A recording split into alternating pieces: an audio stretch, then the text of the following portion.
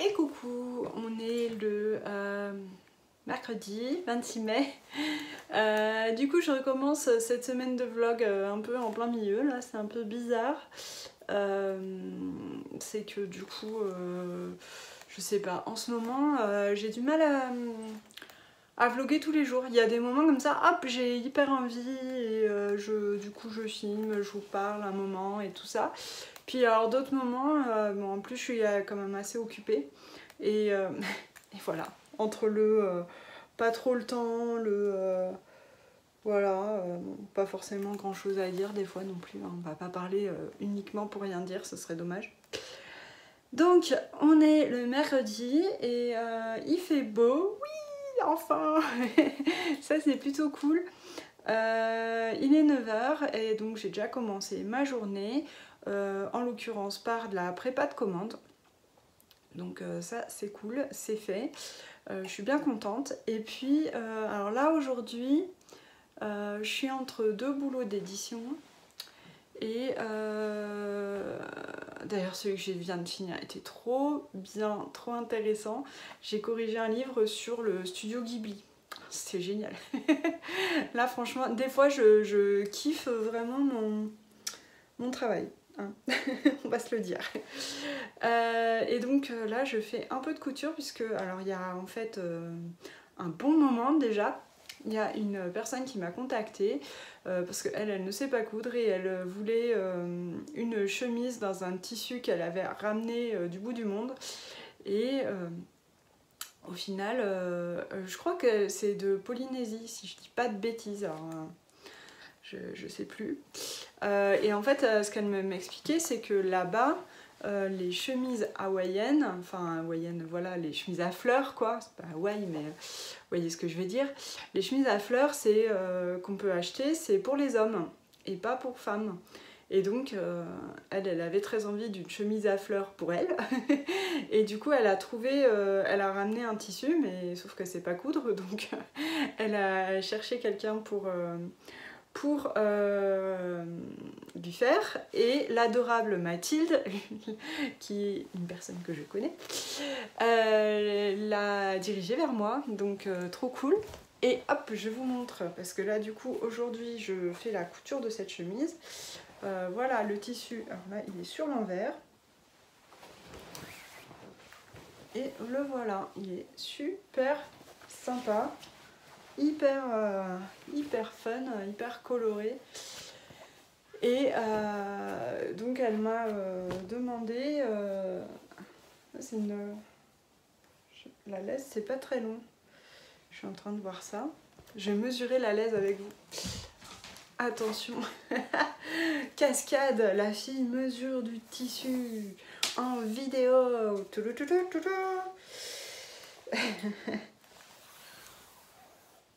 Ouais. C'est une laise trop bizarre de 123 cm. Étrange, non? En général, on a du 110 à peu près ou du 150 à peu près. J'ai rarement vu du 123. Mais bon, c'est pas très grave. De toute façon, il y a largement ce qu'il faut. Et c'est une viscose qui n'est pas transparente. Elle est assez épaisse. Vous voyez, c'est pas transparent. Et à mon avis, elle va pas être trop pénible à coudre.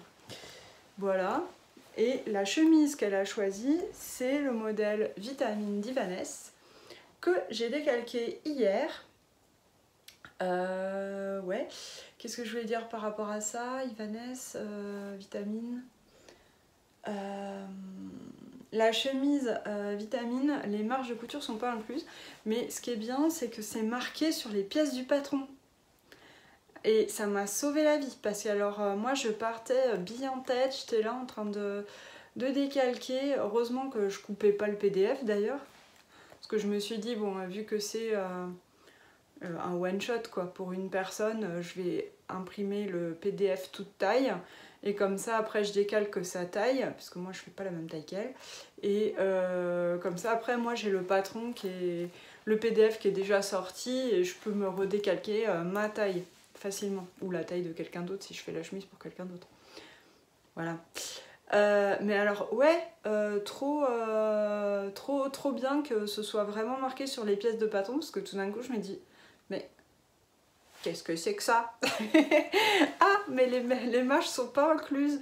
Donc bon, après, je vois bien le concept, hein, c'est pour notamment, on peut choisir si on veut faire des coutures anglaises ou des coutures pas anglaises, normales quoi.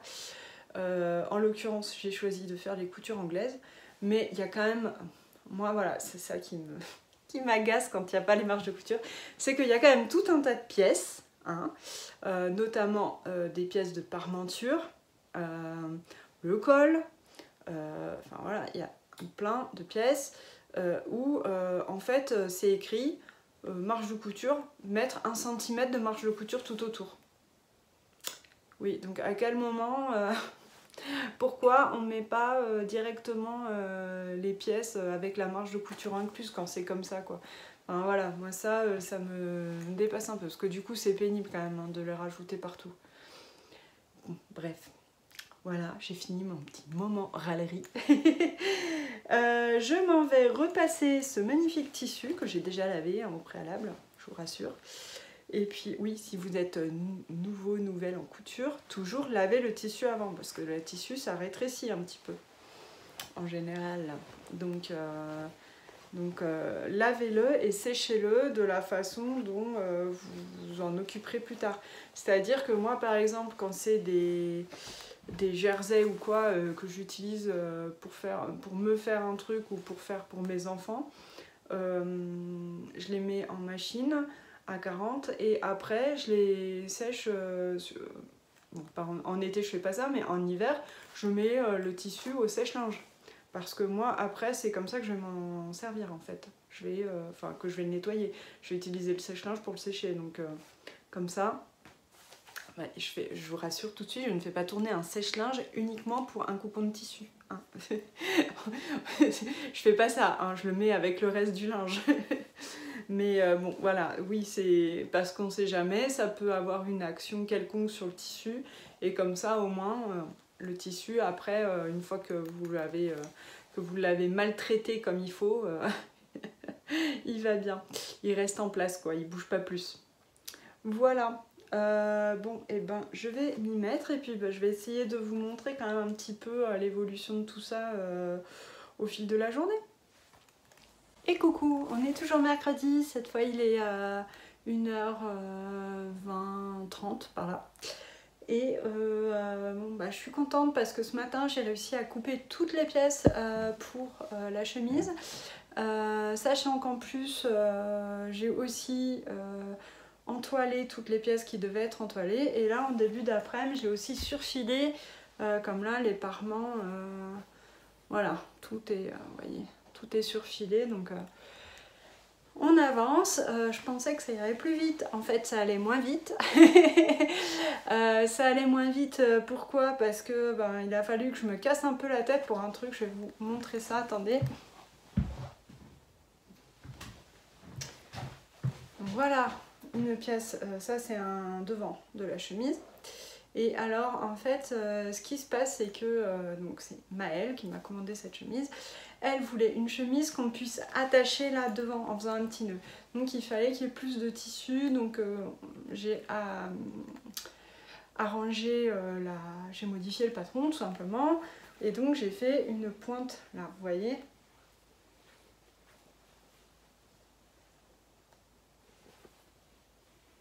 J'espère que je ne me suis pas trompée. Non, c'est ça. J'ai eu un moment de stress en me disant mince, j'ai mis la pointe sur le côté et pas sur le devant. Non, c'est bien ça. Elle est là, la pointe. Donc, ok, il y a la pointe. Mais du coup, le truc auquel il fallait que je pense, c'est que la patte de boutonnage aussi, il faut qu'elle soit plus longue puisqu'elle va jusque là. Donc voilà, il a fallu que je réfléchisse à tout ça. Et puis, donc évidemment, quand on réfléchit et qu'il faut surtout pas se tromper, parce qu'en plus, c'est pas notre tissu, que le tissu n'est pas rachetable facilement, hein, parce qu'il a voyagé. Il arrive de loin celui-là. Bon, on fait gaffe. On fait même hyper gaffe. Et sinon, l'autre truc sur lequel aussi j'ai dû réfléchir un peu, c'est que j'ai fait tout ce qui est parement dans un autre tissu, dans une viscose blanche là que vous avez pu voir là. Parce que ce que je me suis dit, c'est que par transparence, même si elle n'est pas hyper transparente, hein, cette viscose là, par transparence, des fleurs rouges comme ça, on les verrait. Et donc ça ferait moins joli. Donc je me suis dit, tout ce qui est parement, il faut que je le fasse comme ça. Donc voilà, et puis couper les entoilages et les machins. Il y a plein de pièces qui sont entoilées en plus. Donc heureusement, j'avais assez d'entoilages. J'ai eu peur à un moment donné. Enfin bon. Marchand est pas mort, comme dirait ma grand-mère, mais j'aurais pu y aller, mais bon, voilà, ça m'aurait fait encore perdre du temps. Donc là, je suis contente, j'ai pu couper toutes mes pièces, et là, ben, je vais commencer l'assemblage. Donc en premier lieu, des parmentures, vous voyez, ces bouts-là, parmentures dos et devant, donc que je vais assembler. Et puis voilà, et sinon, en tricot, ce que je voulais vous montrer, c'est que j'ai terminé Yoda Baby Yoda qui est fini, vous voyez. Je lui ai cousu ses petits yeux, donc il a l'air un peu moins bizarre. Et voilà, donc je suis bien contente d'avoir fini ça. Je vais pouvoir le passer à Marie demain, puisque Marie vient demain pour terminer sa robe. Donc ça, c'est une bonne chose de faite. La force est avec vous. Avec vous et la force plutôt. Bon, bah ce Baby Yoda, il parle pas, il fait que manger des trucs bizarres, donc, donc voilà.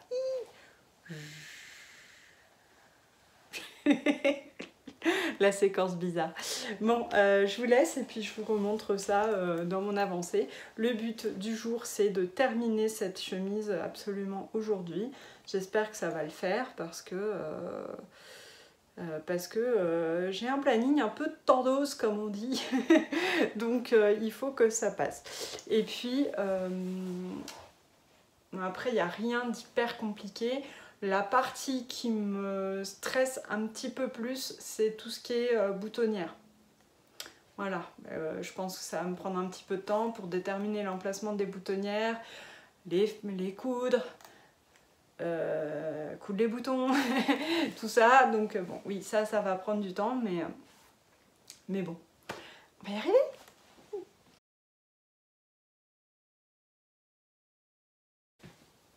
Coucou, on est le jeudi 27 mai ça y est, on a du soleil. C'est trop bien. Ce matin, faut que je me dépêche en fait, parce que si vous avez suivi hier ce que je racontais, je voulais terminer absolument la chemise hier et j'ai pas réussi. Pourquoi n'ai-je pas réussi? Je vais vous montrer où j'en suis parce que j'ai quand même pas mal avancé. Hein. Ça n'en est pas au tout début quand même. Hein. Encore heureux parce que là, je sais pas ce que je ferais, mais je piquerai ma crise. Voilà où j'en suis de cette belle chemise. Voilà, donc elle a son col plat, ses petits mancherons, ses parmentures de manches. Et là en fait je suis en train de m'occuper de la patte de boutonnage et notamment du bas. Et en fait c'est ça qui m'a pris un paquet de temps hier en fin de journée.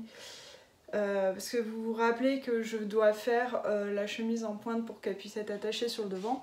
Mais qui dit chemise en pointe dit patte de boutonnage en pointe. Et alors autant c'est hyper clair, clair, j'en sais rien parce que je suis pas allée plus avant dans les explications, mais c'est très, très détaillé et expliqué dans les explications pour faire une patte de boutonnage propre en bas, que ce soit un beau rectangle et tout, mais évidemment moi ça convenait pas du tout ces explications là, puisque moi il me faut une patte de boutonnage en pointe. Donc j'ai bidouillé comme j'ai pu et bon, alors là j'ai épinglé, j'ai pas eu le temps de coudre. En fait, hier à 6h, quoi, mon homme il me dit non mais t'as vu, il est 6h, peut-être falloir songer à arrêter de travailler. Et puis je lui ai dit non mais là, il faut que j'arrive à mettre cette patte de boutonnage en pointe, sinon ça va me saouler toute la soirée, ça va me stresser et genre avant de m'endormir je vais être là, mais comment je peux faire pour mettre cette patte de boutonnage en pointe? Donc il faut que j'y arrive avant, comme ça je passe une bonne soirée. Donc j'ai réussi à le faire et j'ai passé une bonne soirée. Voilà, et donc il faut que ensuite j'épingle pour l'ourlet et que je fasse la même chose de l'autre côté, puisque là je n'ai rien fait, voyez-vous. Mais sinon j'en suis plutôt contente et après j'ai toutes les boutonnières à faire. Il y a encore quand même un petit moment de travail, même si les parties techniques quand même s'éloignent. Qu'est-ce que je voulais dire de plus? Je voulais dire que oui, il y a un truc qui m'a pas plu sur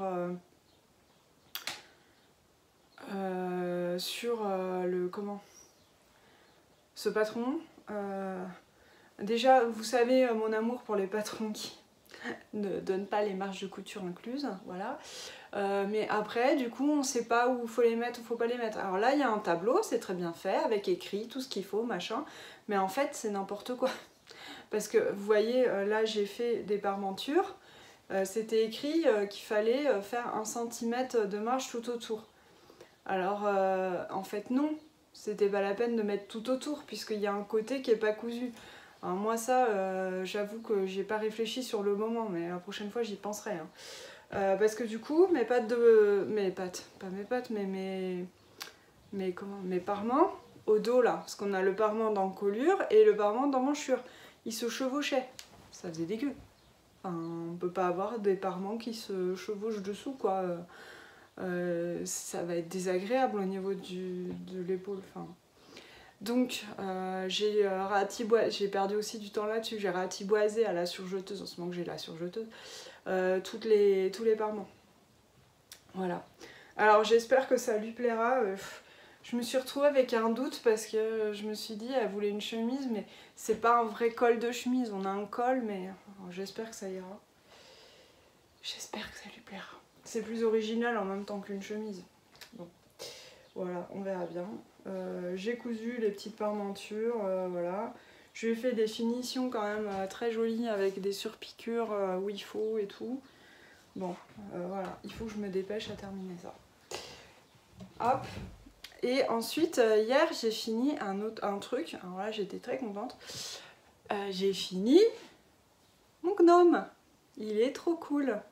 J'adore. Voilà, Nathan. Donc Nathan, il est vraiment en cône, vous voyez, comme on voyait avec le blocage. J'avais fabriqué le cône et tout ça. Et voilà. Et hier, ce que j'ai fait, c'est que j'ai cousu, j'ai fait le petite pampille là.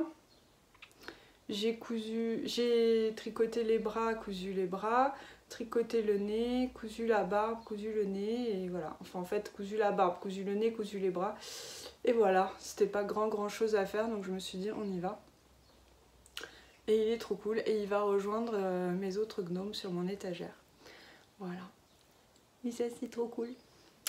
Allez, hop, j'y vais, et j'essaye de terminer cette chemise avant que Marie n'arrive, pour qu'on puisse se mettre à la fin de la couture de sa robe virevolte. Et coucou, il est 3h20. J'ai ma copine Marie qui vient juste de partir là. On a fini sa robe virevolte, donc ça c'est cool. Mais elle était bien contente, elle lui va super bien, ça correspond pile à ce qu'elle voulait, donc mission, encore une victoire de canard quoi. Et là vous pouvez voir la magnifique chemise que j'ai terminée aussi. J'ai bien galéré pour faire les pointes. Je vais vous montrer ça. Là, les pointes qui sont hyper bien réussies, n'est-ce pas? J'aime beaucoup le choix de boutons de Maëlle. Des petits boutons en bois, je trouve ça assez mignon, ça va très bien, je trouve, avec cette chemise. Voilà. Concrètement, je suis assez contente.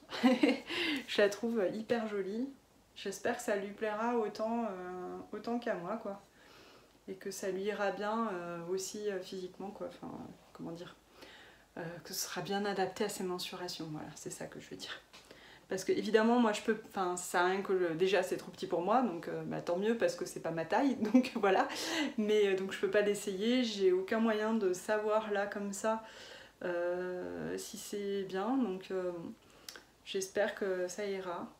Et j'espère que ça lui plaira. Je lui ai envoyé des photos, elle l'a trouvé super jolie, donc bon, maintenant à voir en vrai quoi. Voilà, je vais pouvoir lui poster. Ça c'est cool. Et bah donc voilà, hein, une bonne chose de faite. Sur ce, moi je vais aller faire, je vais finir un peu là 2-3 trucs que j'ai à faire et ensuite je vais aller faire les courses. Ça c'est un truc bien passionnant aussi. Ah oui, et j'ai réussi à prendre rendez-vous pour la vaccination, donc ça c'est cool, je suis bien contente. Parce que ma soeur m'a envoyé un message pour me dire, je sais pas si t'as vu, ça y est, la vaccination est ouverte à tout le monde à partir de 18 ans. Donc hop, hop, hop, hop, j'ai pris mon rendez-vous. Donc j'ai rendez-vous pas tout de suite, hein, c'est le 10 juin, mais bon, au moins c'est fait. Voilà, bon, bah, je vous laisse et je continue à vaquer à mes occupations.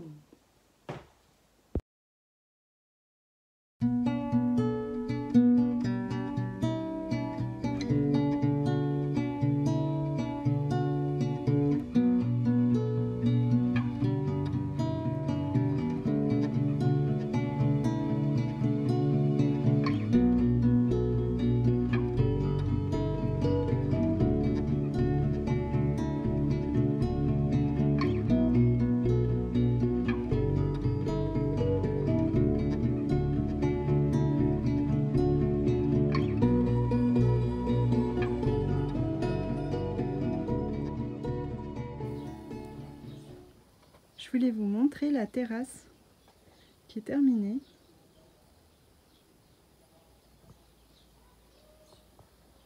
Là, avec mes petits fanions.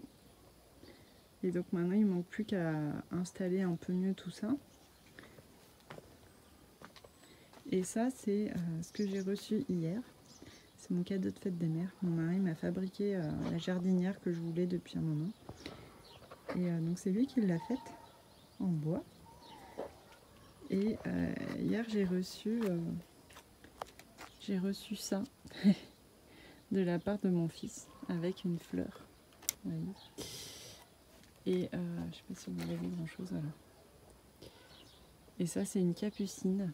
Alors je sais pas si c'est une capucine naine ou une capucine grande, mais bon. Voilà, du coup on l'a plantée dans la jardinière. Voilà, je suis bien contente en tout cas de ma terrasse.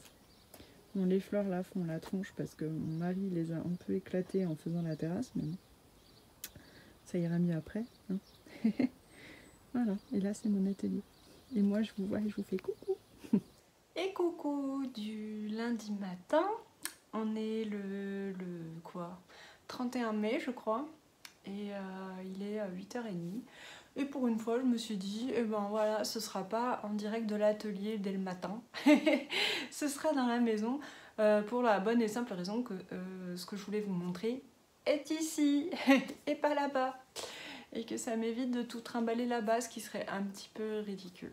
Voilà. Vous voyez, je porte mon joli Love Note.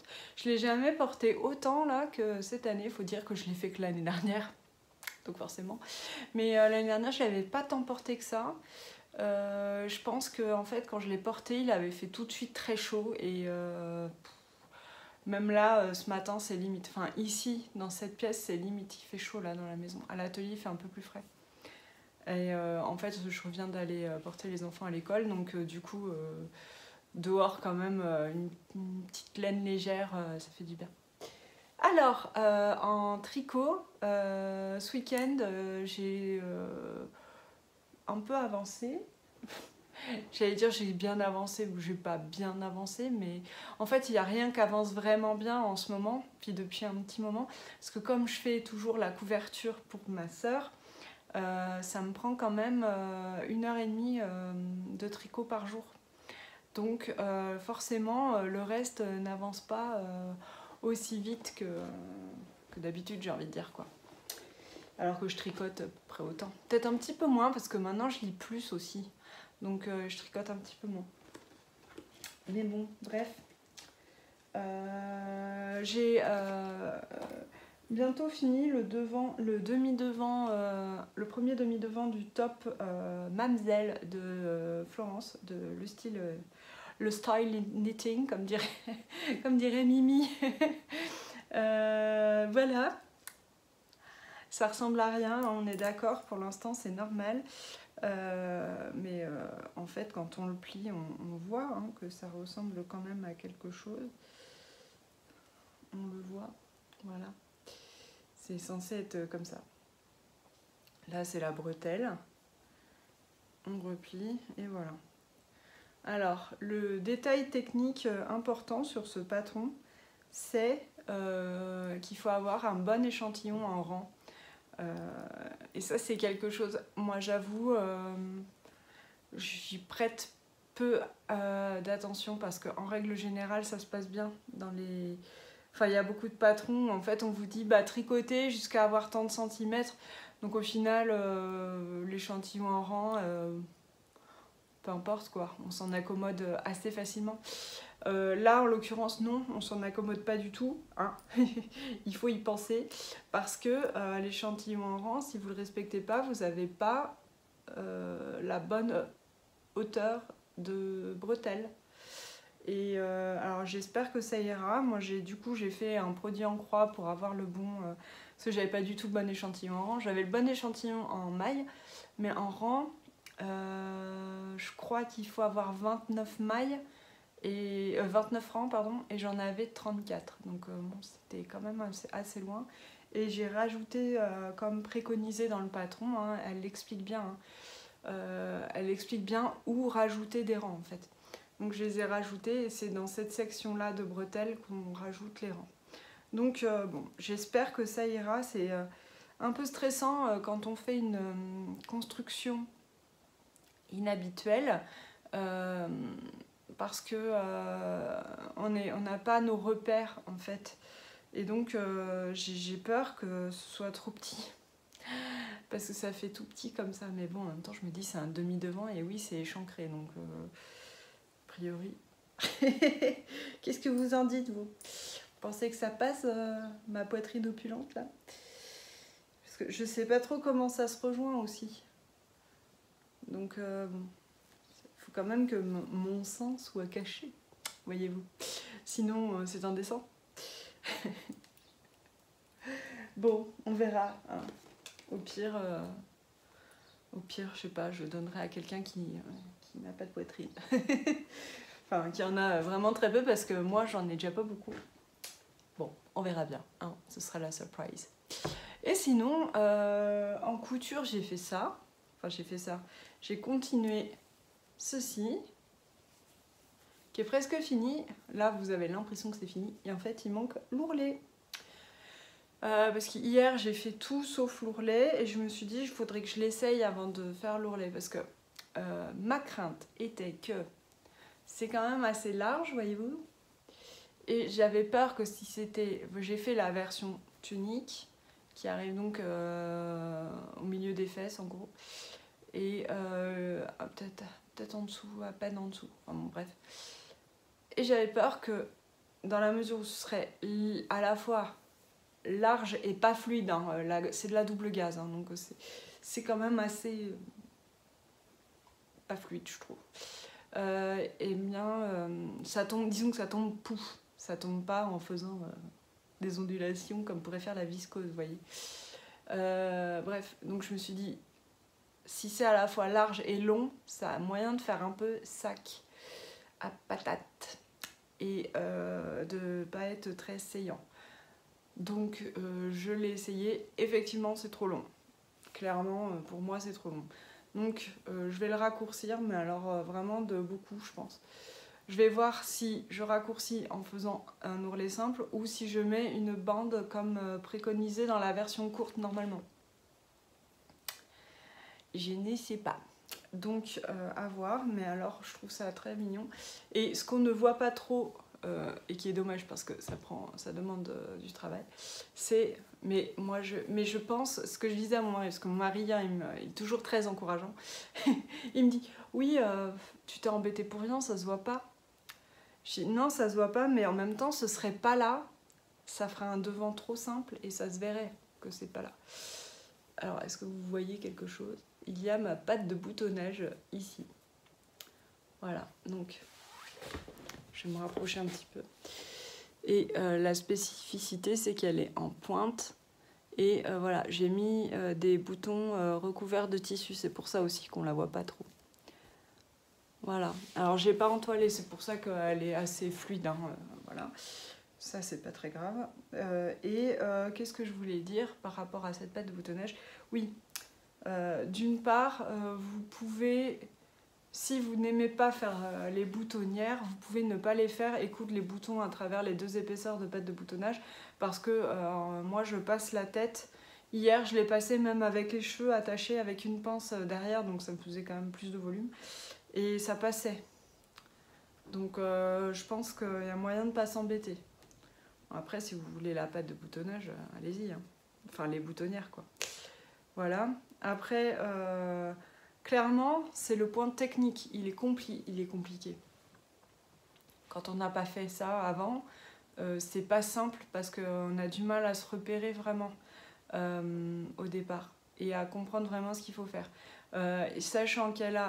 alors, dans le patron, elle renvoie vers son blog sur lequel elle a fait un tutoriel détaillé pas à pas en photo pour faire cette patte. Et il le faut, hein, parce que sinon vous en sortez pas.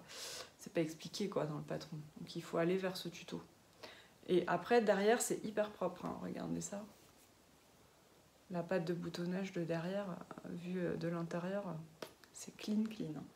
Ça, c'est très bien fichu. Hein. Franchement, moi j'étais contente. Et puis tout s'est bien passé. Je veux dire, j'ai eu un peu des difficultés à comprendre où fallait mettre les marges de couture, machin, truc. Bon. Mais au final, en respectant bien les étapes, voilà, c'est pas compliqué à faire. C'est juste un petit peu technique et il faut être concentré, quoi. Faut avoir son cerveau avec soi et prendre son temps. Et ça se passe bien.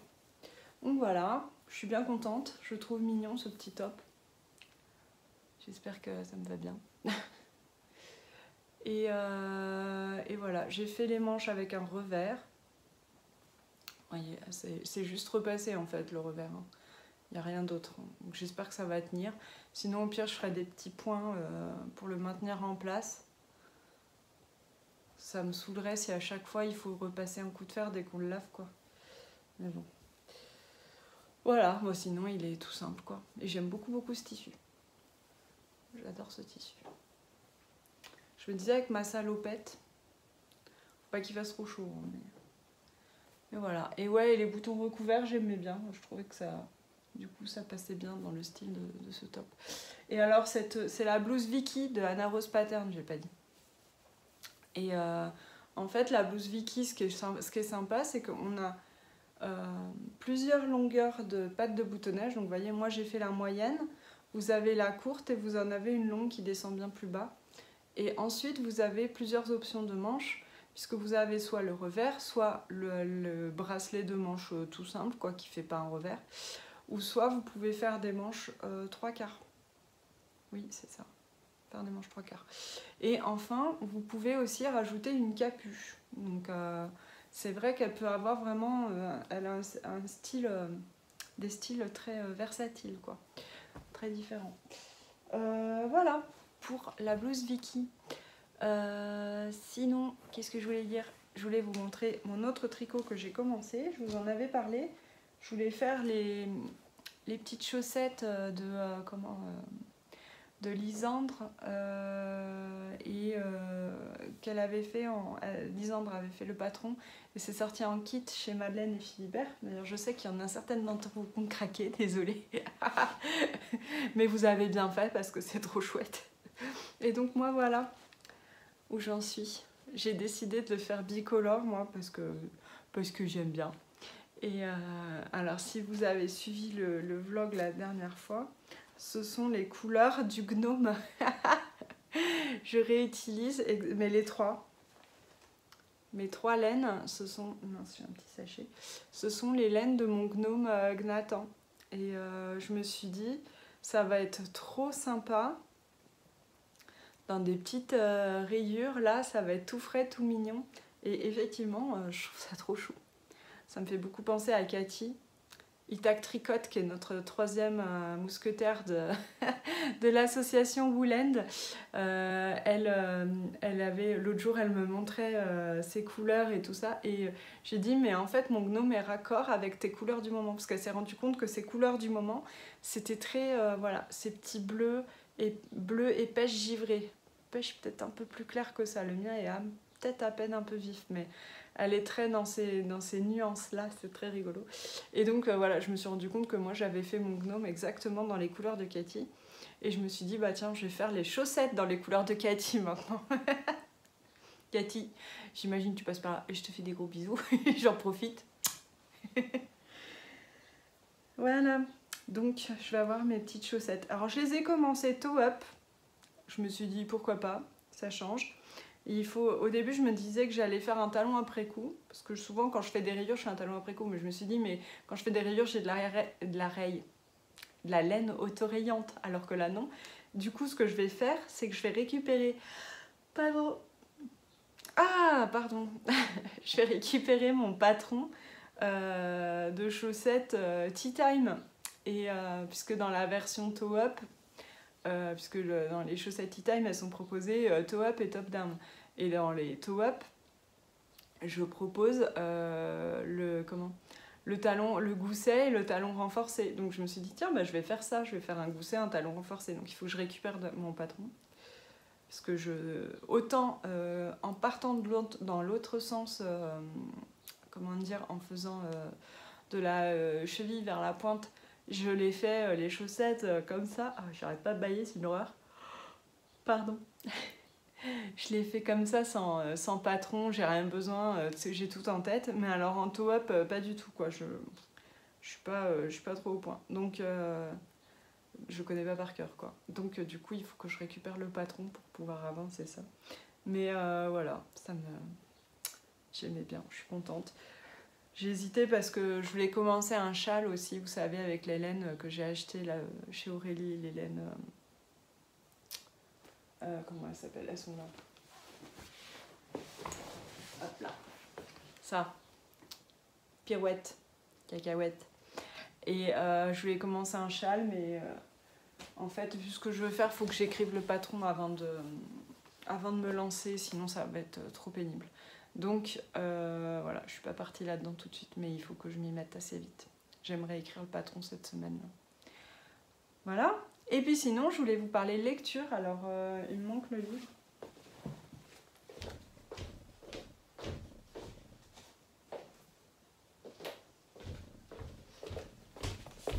Me revoilà. J'ai fini plusieurs livres dernièrement et je vous en ai pas parlé, j'ai oublié dans le vlog dans le vlog de la dernière fois.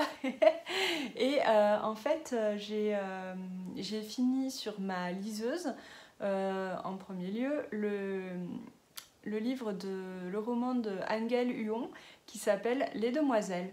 Et j'ai vraiment bien aimé ce livre.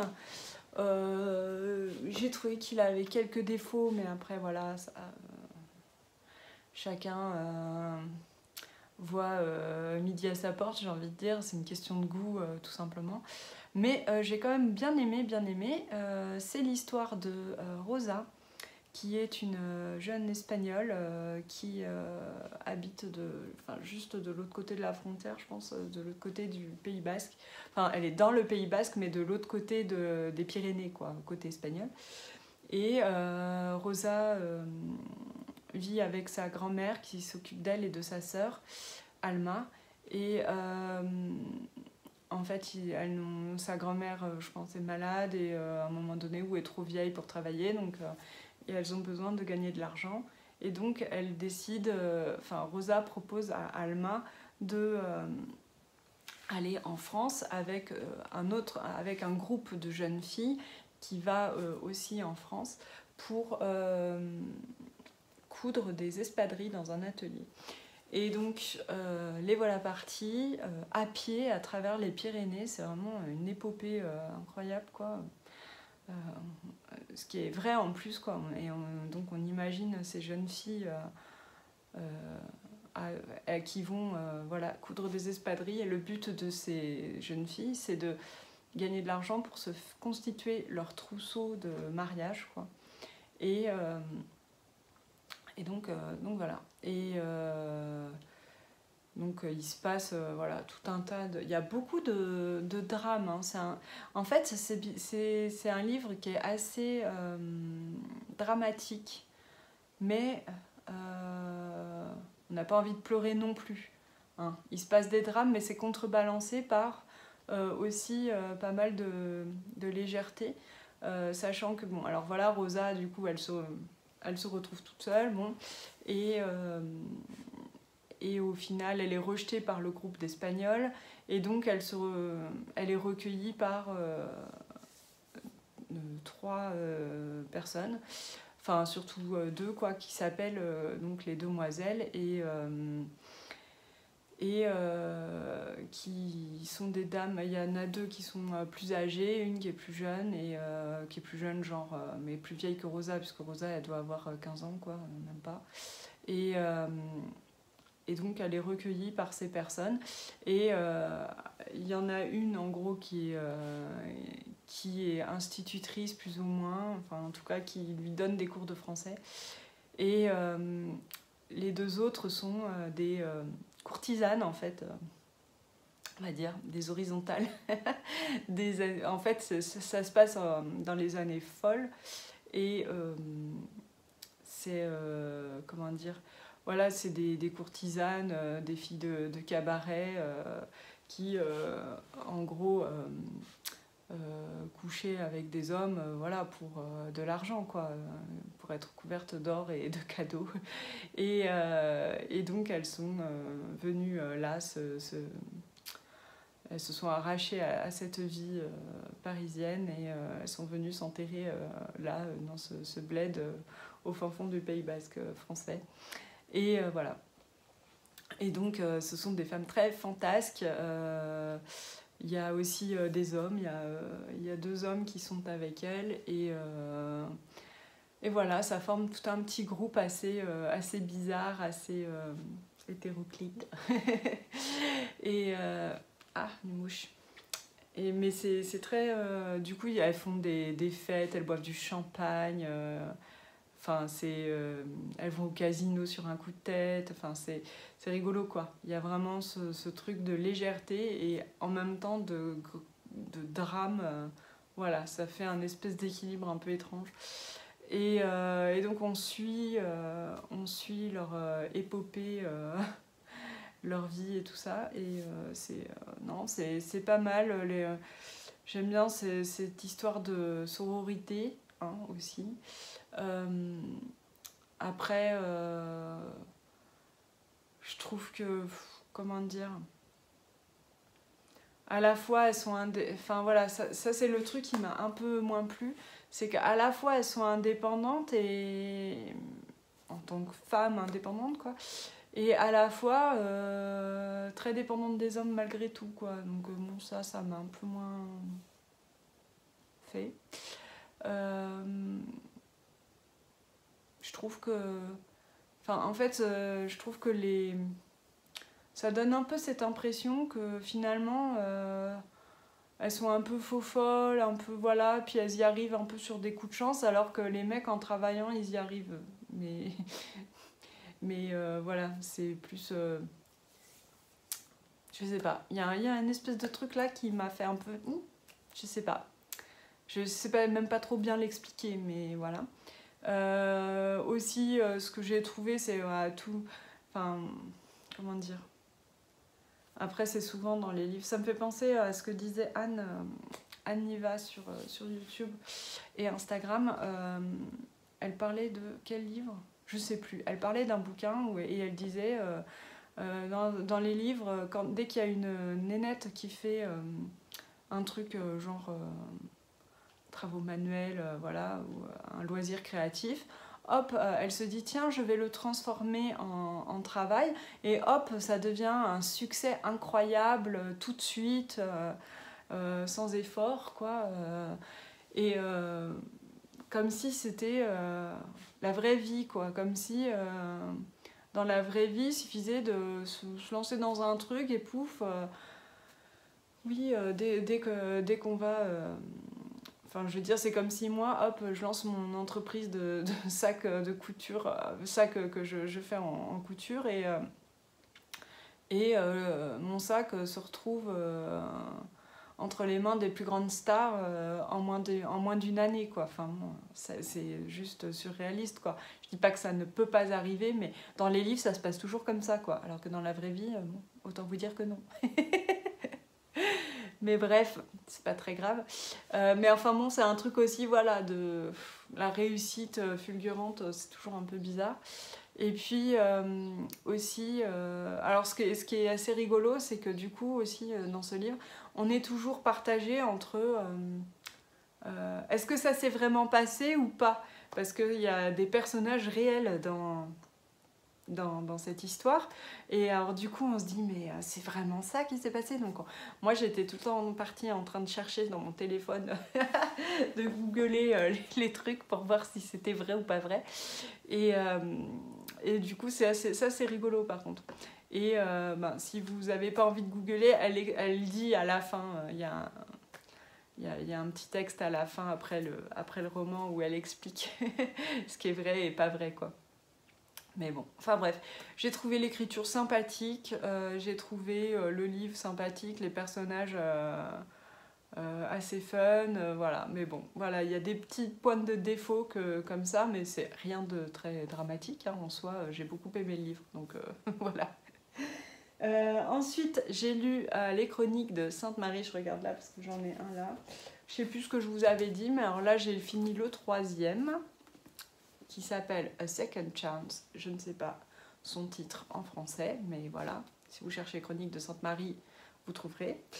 Et j'ai vraiment bien aimé ce bouquin qui m'a embarquée. Je l'ai lu assez vite, du coup, j'étais vraiment prise dans l'histoire. C'est très, très, très rythmé, hein. Là, franchement, je trouvais que les autres étaient rythmés, mais alors là, c'est encore plus rythmé, je trouve.